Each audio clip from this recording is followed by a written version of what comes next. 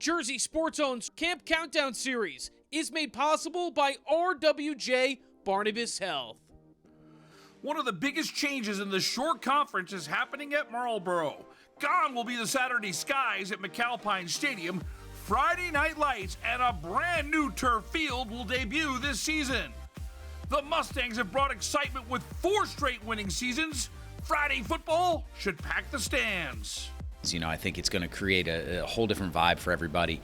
It's one of those things you could look forward to. There's a reason they call it Friday Night Lights, right? So, we're hoping it really permeates throughout the town and gets people out and gets people supportive, gets people up, keep people fired up about Marlboro football. The work week is shortened by a day, but Marlboro's players are ready to take on the challenge and savor Friday night football.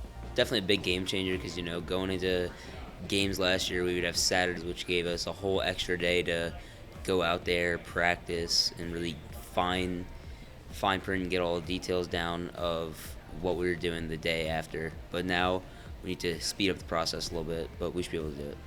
It does shorten up our work week a little bit, so we got to condense, maybe extend the practices a little bit, but I think we'll be ready to go on Fridays just as well as we were before. Marlboro will have 16 new starters combined on offense and defense. Nick Domino is back to lead the Mustangs at QB. He threw for 725 yards and was a dual threat running the football. Domino threw for 223 yards in Marlboro's state playoff win over Toms River South. Gennaro Percadani had 71 tackles and 3 sacks. He'll be the leader of a Marlboro defense that had 4 shutouts last year. Percadani will also see time in the backfield at fullback.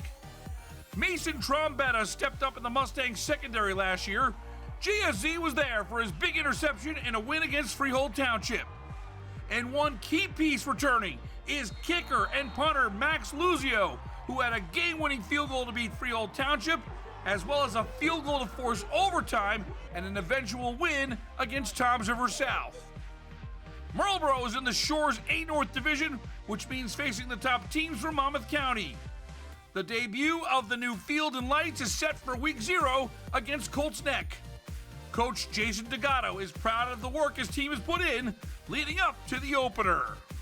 Kids have put in a ton of work since January. They really got after it. I think this was probably the best offseason we've had pretty much since I've been here. The competition between them, the healthy competition, the positive motivation, just really pushing each other. The gains were just so evident. Reporting for Jersey Sports Zone, I'm Rich Crampanis.